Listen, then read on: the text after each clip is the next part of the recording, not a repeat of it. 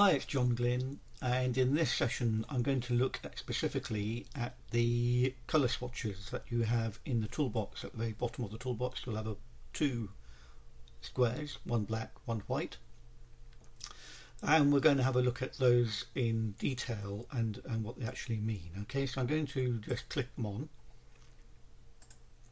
and in doing that it switches on the colour picker tool. So effectively it's a colour picker tool that we're operating. However, we don't need to use the colour picker itself. When you put your mouse over the top of your picture you will see a little pipette, and that will pick up specific colours when you click on it. However, within the colour swatch options you'll see that there's more than just the colour picker that we can pick up on, if you like. So I'm going to just explain how this particular tool, if you like it is a tool and is actually working. I'm going to say cancel just to start with, and then just put my mouse over the top of the swatches. We have a thing called set foreground colour, and which is black, and behind that you have a set background colour which is white. The black is anything we do within paint. So if I were to paint something, and I'll just open up the brush, at the moment it will paint black paint because it's the foreground colour that paintbrushes pick up on. Same with the paint bucket, it will pick up on the foreground colour. So what is the background colour? Well, the background colour is actually what is behind your photograph. Your photograph is effectively on a white sheet of paper at the moment. So if I go to the eraser tool and click on the eraser tool, and I'll just wrap up the size of the brush, and I were to rub the picture out, behind that is the background colour, and that's white at the moment. I can change these colours quite simply by clicking on them. So I can go to the foreground colour, click on it, and I am given a set of colours to choose from. At the moment it comes up with red, so if I were to click on the red it would become the new colour. New, and the current colour would be what I had already there, it's black. If I want the red to stay there, now that I've clicked on it with the left mouse key, I'm just using a PC by the way with a standard mouse, and this is Photoshop Elements 20, but this is in pretty much every version of Photoshop going back to the very beginning. I just say OK. I now have a red foreground colour, so if I click on the paint bucket, well the paintbrush rather, paint bucket, paintbrush, I can now paint red. If I want a different colour for the background colour, I click on that option and I'll choose a different colour. That's going to be blue, for instance. I click on anywhere in the blue bit and say OK. I have to put my mouse over the main big box and click with the left mouse key to get the new colour, the background colour being previously white. I say OK. I now have a blue background colour. I'll click on the eraser tool, and now when I rub out my photograph I no longer have a white background, I have a blue background. Okay, so one is painting and one is subtracting a colour, and that blue colour is behind the photograph. It's like a canvas. Okay, so that's the canvas colour. I'll just get rid of any funny little notices that pop up on my computer there. So it's understanding how these colours relate to one another. That's foreground and background. Foreground is anything to do with painting. Background is at this stage to do with things to do with the eraser brush. Okay, the eraser tool. If we want to get back to normal, if I wanted to go back to black and white, I don't have to click on these and then find black or anything. I can actually find the black and white default settings straight away in here, because in the bottom left hand corner is just by the colour swatches is a default to black and white, default foreground and background colours, and there's a shortcut for D on the keyboard, but if I just click on those I immediately get black and white.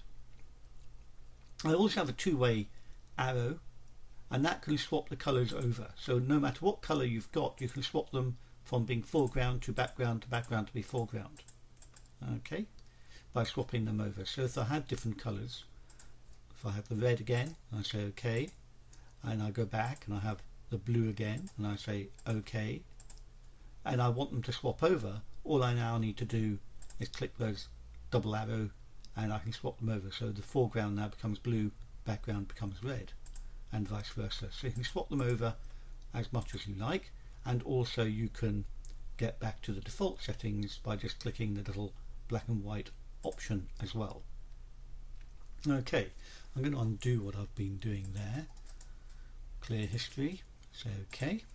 Now I can click on the black square. I'll just start with black. It doesn't actually matter which square you work with, you'll get exactly the same options on all the squares, or on both squares. There's only two of them. So what does all this mean? Well, we got hue.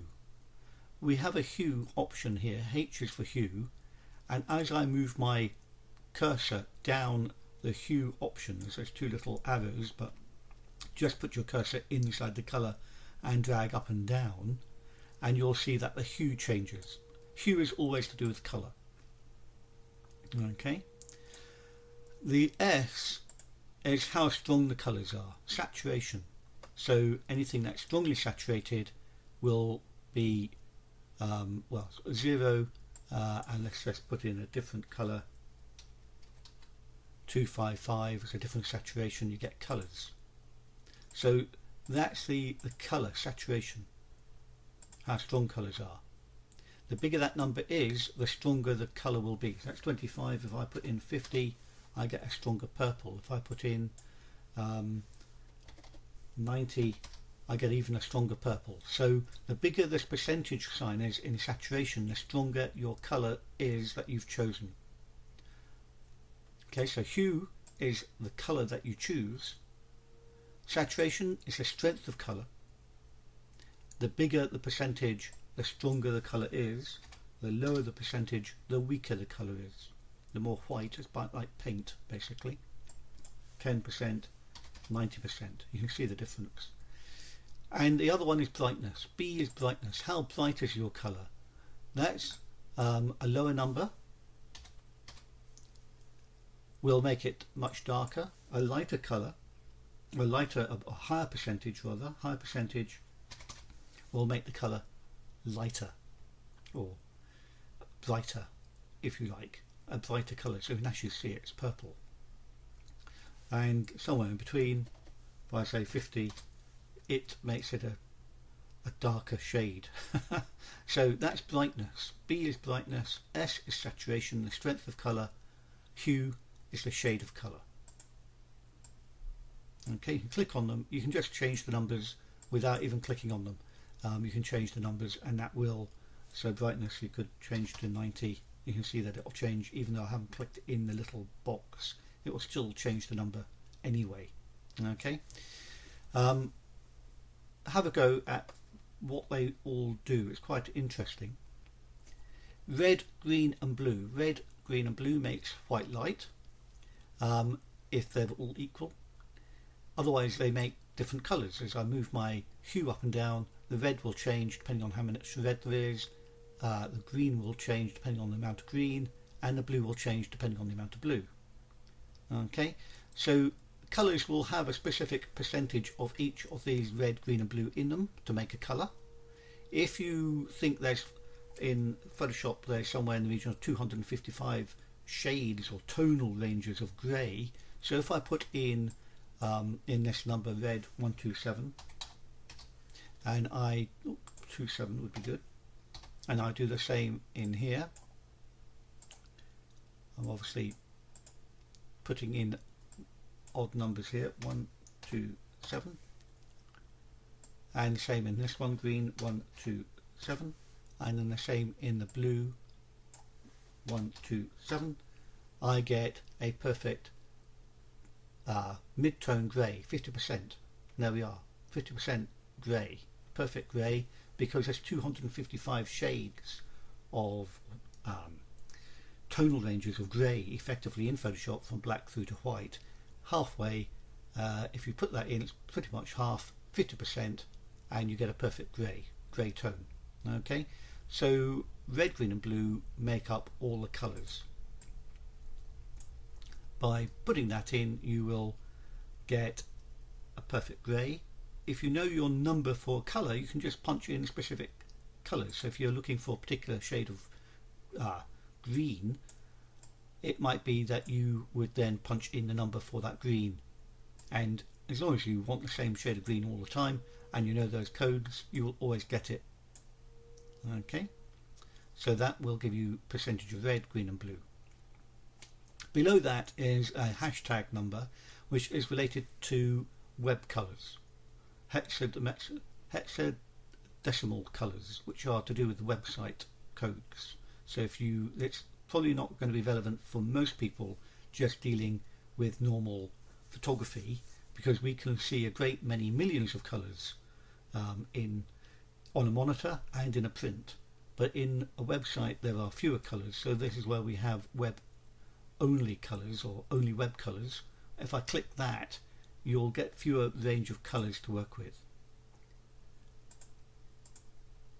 And if you're choosing a colour and you think, oh, I would like that for being on a website, then there's a little green box next to the black here, which if you put your mouse over says click to select web safe colour, because this colour may not come out exactly correctly on a website.